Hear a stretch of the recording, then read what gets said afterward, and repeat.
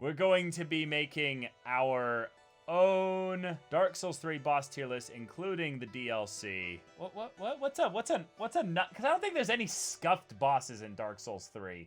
But, like, yeah, that's what it is. I figured it out what the, yeah. Yep. All right, welcome everyone to the Dark Souls 3 boss tier list video. We're going to be going through every boss in the Dark Souls 3 base game and the DLCs, putting them into this tier list in the same format that we used for both Dark Souls 1 and 2. That being, if it is an S tier boss, that means that I loved the design of the boss. I loved the actual, like the aesthetic design of the boss and the place that it's in. I loved the actual mechanics of the boss, and I loved also I have a desire to replay the boss like again. If it meets all three of those criteria, if it's an S tier, if it meets two of those criteria with no negatives, it's an A tier. If it meets only one of those criteria, it's a B tier. If it doesn't meet any of those criteria without any negatives, it's a C tier. If it has any negatives in that, if it nets one negative out of that, it goes into D tier. And then we have this other tier for a boss that I don't know, but just specific tier there as well. So that's what we've got going on. Abyss Watchers, first boss on the list. I mean, like, I absolutely love the design of them. Call back to Artorias. Very much, like, immediately cannot be anything lower than a B. As far as replay value, that is definitely something that I would put up there as well, given that they are staggerable, and also that their speed and, like, kind of frenetic aspects means that I think a ranged build of some kind could fare very well against the Abyss Watchers. But I think that the mechanics also of the Abyss Watchers actually puts the boss into, puts the boss into S tier. I mean, the first boss on this list, and I would say immediately this is the, like one of just the perfect examples that Dark Souls 3 is built different. Like, this game just has great bosses. Like, I would say that it is definitely on the lower side of S tier, because with regards to the mechanics of it, the actual flow of combat doesn't change too dramatically from phase 1 to phase 2. And I would say that the fact that phase 1 is kind of irrelevant, I would say, now that I've, like, gone through this boss for that first time, I think that phase 1 would feel more of, like, just a way to drag out the fight. But I still think that I like the mechanic side of things here. Aldrich, Devourer of Gods. This is the boss that I knew that whenever I put this onto the tier list, I'm going to make some people upset. But I don't care. I don't care. As far as design, I think Aldrich as a design is good. I love the Gwendolyn being consumed by this slime worm. Love it. Love it. The zone, also, pretty fair. I definitely do like the zone. I think the zone actually saves some aspects of the mechanics from being a little bit on the side, which is where I want to talk about next, is that the mechanics, I am a bit neutral on. I think the mechanics are not a negative, but they are definitely not a positive in my mind. And here's the other part. For replayability, I actually have zero interest in replaying this boss. I really feel like that this boss, as far as an encounter in the game that is not a gimmick boss, but has elements of what I would say made the Crystal Sage kind of unique, I would say Aldrich actually gets dropped down to be like a top of C tier boss. I think that Aldrich is a fair boss, but definitely not a good boss. The lore, if I was measuring it, would throw him way up there. But no, I think that Aldrich is a slight failure in execution for a very good idea. Ancient Wyvern! Yeah, Yeah. Champion Gravetender. Oh my god. I'll just say it. This is a bad boss. This is an actually bad boss. I will say that the design of this boss is bad. The mechanics of it, I would say, are not too bad. I would say they're actually decent. And the replayability is meh. So, bam. Oh, shit. Oh, shit. Okay. Gundyr. Oh, shit. This is probably one of the chattest night boss fights I've ever had in Dark Souls. Holy shit. This boss was awesome. Actually, like, one of the coolest, like, blood-pumping, frenetic, intense, exciting bosses. Mechanics-wise, I have only the slightest criticism to say. Like, I think the mechanics were near perfect. The charge effect, the way that it would, like, cancel the charge of sorts to swipe you, even though it was charging, was maybe a little bit janky, but everything else, it's just perfect. So mechanics-wise, huge plus. Design, the idea that you're facing essentially a reskinned version of another boss, I would say takes the design side of things and makes you go, oh, sure. I'm not gonna put that as anywhere near a negative, but this is basically what they did in Dark Souls 1. Yeah, with Stray Demon, but they basically took the tutorial boss, and instead of having him be, you know, overrun with that, like, humanity, black goop, monstrous stuff, they basically were like, this is just him at his prime. So, this has to be, I would say, an A tier.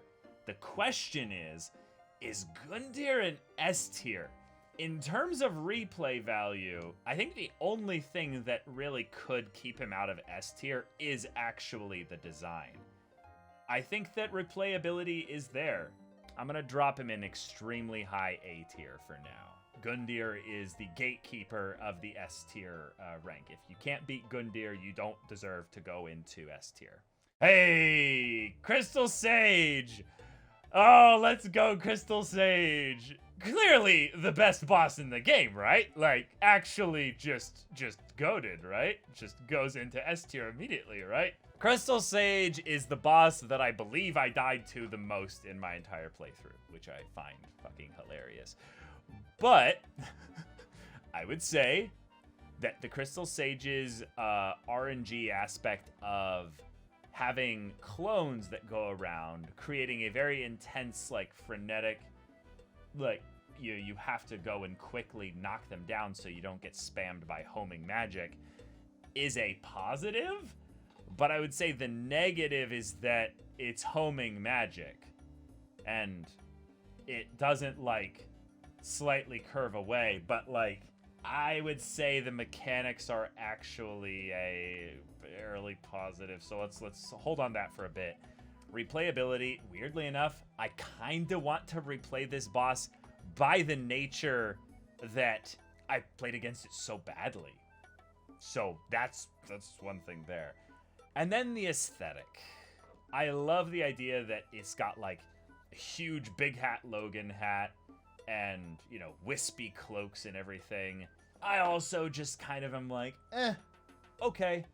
So I feel like Crystal Sage is a bottom B tier. Dancer of the Boreal Valley. The Dancer has probably one of my favorite, like, aesthetics and feels in not only the, like, the little boss arena that it's in, but just the flow of the way it moves. But here's the thing. The Dancer has something special that I have to acknowledge here. You can fight the Dancer early. You can fight the Dancer way early. And the idea of getting to go back and try and face the Dancer like when you're weak, but, like, getting that in, like, way early, I think puts the Dancer in combination with just probably one of my favorite, like, off-tempo movesets. Like, the way the Abyss Watchers are predictable in that there's a point where their sword's gonna come crashing down and they'll kind of just stop, and then you do a little bit of damage and stagger them a bit. The dancer is just pure flow. And I think when you're in flow with the dancer, it feels as good as some of the best bosses in this game. So I'm gonna say that the dancer is actually above the Abyss Watchers and an S tier. I really feel like somehow FromSoft like struck gold with something with the dancer, and I can't even put my finger on it, but it is so good. Deacons of the Deep. Let's be real here. Deacons of the Deep is okay. I think design-wise, it's good. I actually love the creepy feeling of the Deacons. That's probably my only thing I'm gonna say positively about the Deacons. I have no interest in replaying, but it's also not like a negative. I'm just gonna go and do it, you know? But I would say mechanics are a negative. This is a C tier boss. I think that there is nothing holistically, like fundamentally wrong. There has to be at least a couple easy bosses in the game, y'all. Don't worry, the D tier will get filled out. But Deacons don't deserve to go there. I think the arena that they're in, the look of it just works really well. Old Demon King. Oh, Old Demon King. Old Demon King is one of those bosses where I definitely have a very like positive association with the idea of having finally a good demon fight that, like, well, we'll get to the DLC eventually, but basically this is my favorite demon fight in Dark Souls outside of, well, you know, demon princes, you know, so there's that. I would say that the only thing that I would say is really, really cool about this is the design of it. This is a B tier design boss where the other stuff is kind of bland, but the zone that it's, or the arena that it's in, and the overall look of the Demon King, pretty good B. I would say that it is above Crystal Sage, but not even that by that much, really. All right, Demon Prince. Oh my God. There are two bosses in this game that absolutely nailed the Ornstein and Smough like dynamic. Absolutely nailed it. This one is not the best of the bosses, but in some ways it nailed the Ornstein and Smough mechanic more than the other boss. Like, just an awesome DLC boss. I love the mechanics, absolutely love them. I would say that the design-wise aspect of it is also something that I like. I feel like this boss is just barely... Wait, actually, that's a good question. I might put this boss above Gundyr, actually. I think this is actually the new gateway into to S tier. Actually, now that I think about it, I don't actually have any A tiers yet. Yeah. All right. Dragon Slayer. Oh, this is probably going to be the A tier. Yep, this is definitely going to be the A tier. I can definitely feel it. This is absolutely, I would say, one of those bosses that I want to play again. The idea of it being a chaotic battlefield, and yet he switches up movesets quite a bit based on whether you're at range or not. But he's just a good, aggressive knight fight. And yet, I would say the design of him is not something that I'm going to write home about. So, mechanics, replayability puts him into A tier, and then design-wise, it's just, I would say this was good. It was cool. All right, here we go. This is not even a thought or question. Sister Friede and the father. Well, one, it's a 3-phase encounter, which mechanics-wise already puts it up there. I loved the cutscene so much. I loved the story kind of portrayed in the design of the zone itself, the arena. But the replayability potential is off the charts.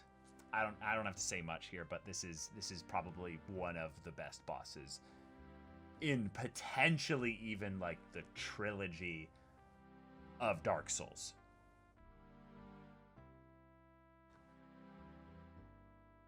Okay. Yeah. Damn. Actually, Dancer might go up there then. Curse-rotted greatwood. All right. Cool. My gimmick boss that... Oh, boy.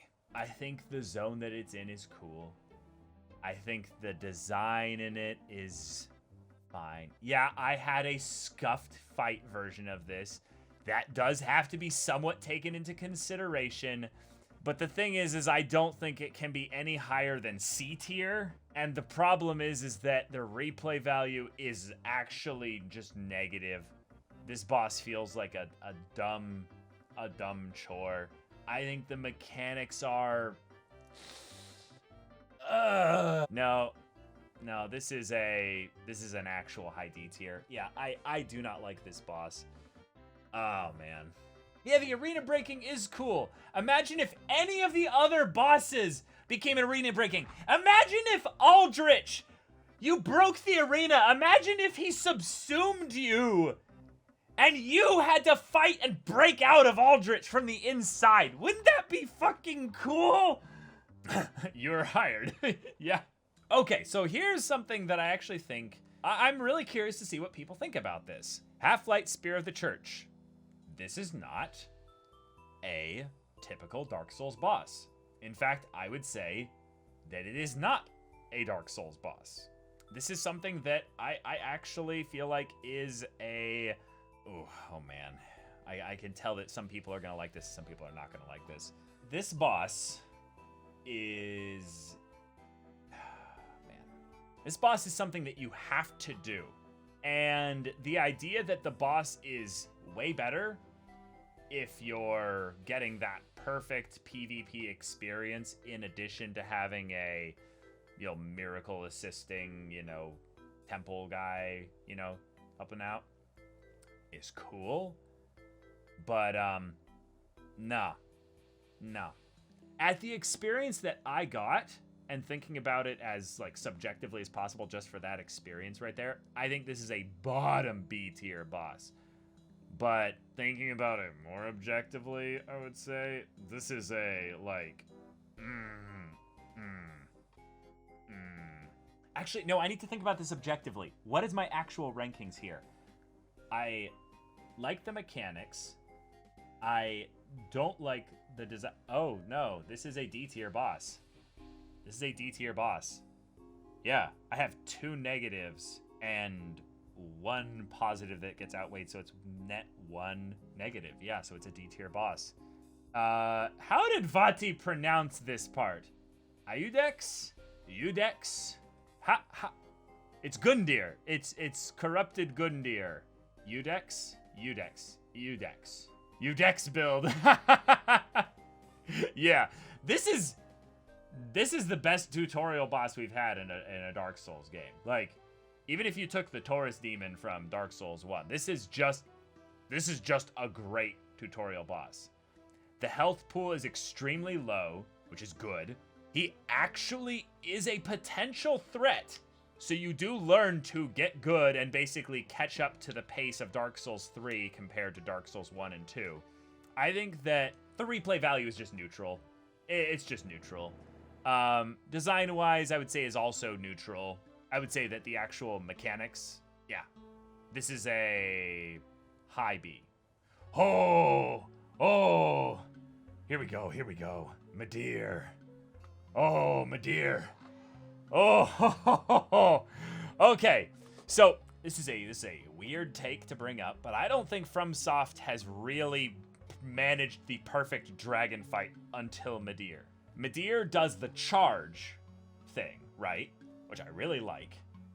Instead of basically a flying thing where, I've told you guys how much I feel about this, when the boss basically makes itself to where it's immune to damage, it can't be damaged until it's done doing its thing, I don't think that's as fun. But the idea that you can just barely get underneath his charge and do a little bit of damage to him when that happens, as I think is also good. But then he does a good attack version of the thing that the ancient dragon in Dark Souls 2 did. Remember when in Dark Souls 2 the, whatever that big ancient dragon thing, that horrible boss. It just blah, sends fire at the ground, and you just have to run away, right? Midir perfected that boss attack. It just made it work. Midir is great design, great mechanics might be fair, but let me go with replay value is definitely there. It's not an S tier. I actually think it's a very high A tier. Yeah. Nameless King. This might be a triple S tier. Replayability, absolutely. Mechanics design, yeah, it hits all across the board. It doesn't even deserve to be here. It's where we placing it up here. The only negative about Nameless King, like literally the only thing, is, again, camera phase 1. That's it. I actually think that that's the only thing that could maybe be a negative about it. So, actually, that's a good question. Is triple S tier the bosses that I think are perfect? No. No, I don't think there are really any bosses that are perfect in Dark Souls 3. Nameless King has an interesting phase 1. It's a bit awkward. But phase 2 Nameless King is absolutely GOAT. I actually think Nameless King goes here. Oceiros. Whatever. The Consumed King. Absolutely, like, good design. Like, really good design in terms of the aesthetic feel. This was probably the creepiest boss in the game. Yeah. I did not like the arena, though. So, I don't know. I feel like it's primarily the way that the boss moves in this area here, but the boss is also pretty neutral on replay value. So I think Oceiros is a low to mid B. Yeah, I think the mechanics were kind of meh. So, nothing negative to say, just very good creepy boss. So, yeah. Pontiff Sullivan. Pontiff Sullivan. This is a, like, this is a good boss. Probably one of the weirdest things about this boss is that phase 2 is easier than phase 1. I think that Sullivan is actually just a great boss, but it's kind of weird having phase 2 just actually be easier. Great combos. I mean, like, people were telling me this is like one of the hardest bosses for them, but this boss was kind of easy for me. I mean, I don't have any ranking in terms of difficulty for the tier list, but I just found this one to be kind of interesting. I have no idea how you can say 2 is easier. Well, it's because the stand of power tells you what the attack is going to be. And then there's a lot more delay because the first stand version, then after it's landed, it waits there the whole time doing nothing until the actual Pontiff then does the thing. And yeah, he's just way less aggressive. Pontiff is a very fun mechanics-wise boss. Is Pontiff an S tier boss? I think Pontiff's a low S tier. Yeah, I can't find any, like, relevant flaws. Okay, Slave Knight Gael. Which one's at the top for now? This is basically where we're at, right? Gael is guts. Gael is guts. He's got the repeating crossbow. He's got the animalistic, he's used the berserker armor for too long kind of feel. The arena is just vast and massive to basically say that, like, this is his domain. He's the king of nothing. I love everything about Gael as a boss. I think the only thing that's a little bit tricky here is that when it comes to the minor differences, Gael was easier, but I don't want to rate that. With Gael, they made a fight to end the entire franchise and they succeeded. Absolutely. Okay, here's what I can say. Friede is inconsistent within the phases. Certain phases are way more interesting than others. Gael's just fun the whole way through. That does it for me. I think I shouldn't even be considering difficulty here. The idea of Gael's phases just being like a perfect ramp up, I think that Friede's phases are sometime a bit gimmicky, but still a nigh perfect boss. But yeah, Slave Knight Gael is definitely better. We're just going through all the goated bosses now, aren't we? Soul of Cinder. Holy shit, this boss is amazing. Perfect replay value, perfect design, mechanics. God, these bosses were so good. I think I have more interest in the Nameless King than Soul of Cinder, because I don't really like the true RNG aspect of the styles that it'll go through. I think that that's my only critique, really. I think the arena is fine. There's some weird sword areas that kind of like block movement. I think it goes here. And it seems like chat generally agrees with me, but yeah. My tier list criteria almost doesn't work for how good these bosses are. Just like think about Dark Souls 1 and 2 and realize that we're here. This is what we got. This is what we got out of Dark Souls 3. Holy shit. Ugh. All right, Twin Princes again. Oh my god. Like this is the crazy thing. Twin Princes took me like 2 or 3 fights to basically realize that holy shit, this boss is almost perfect. And I loved the fact that I made it more difficult for me in order to get those Vow of Silence casts off. When I was flowing with it, this boss was basically perfect. The teleporting, it's quick, it's telegraphed. It's not there as a I'm getting away from you so that you can't fight me kind of thing. Literally the only point where they teleport away in order to get like distance, so to do some kind of attack, is to do that big charge up with the sword. But that's something that's actually a damage window that you can run in and, you know, hit them with if you're fast enough. I mean, I wasn't fast enough, but I assume you could be if you knew what you were doing. But I think that the Twin Princes gets into Soul of Cinder level. Is that good of a fight. The replay value is definitely there. The design, the mechanics. Is this another triple S tier though? Oh shit. Oh my god. Like, yeah, yeah, you're right. It's not that it's so close, because I think they're better than the Soul of Cinder. So I guess I put them there? Wow. All right, Vordt! Cue the music, chat! Cue the music for Vordt!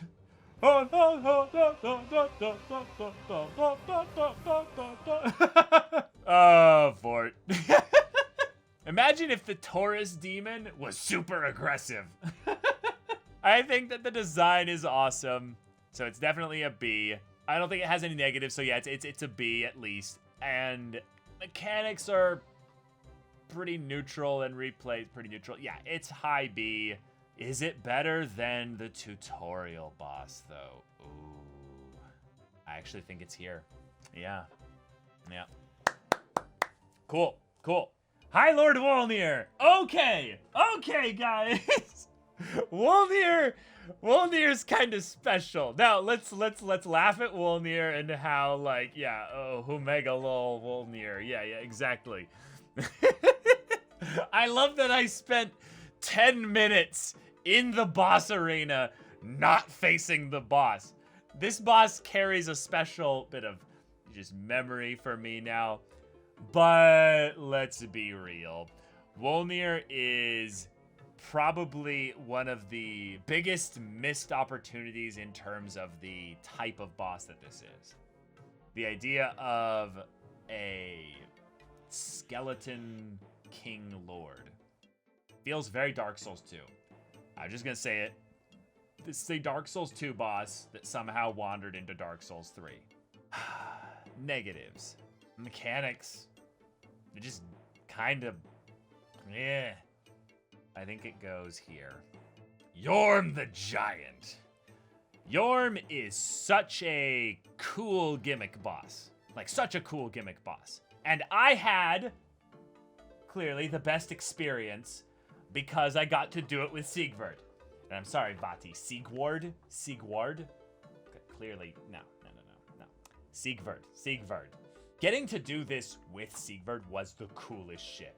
Like, that was just so cool.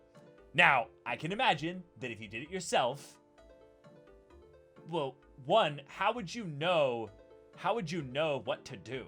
Jacob told me about Yhorm, and that he was like, I didn't even know to grab the item.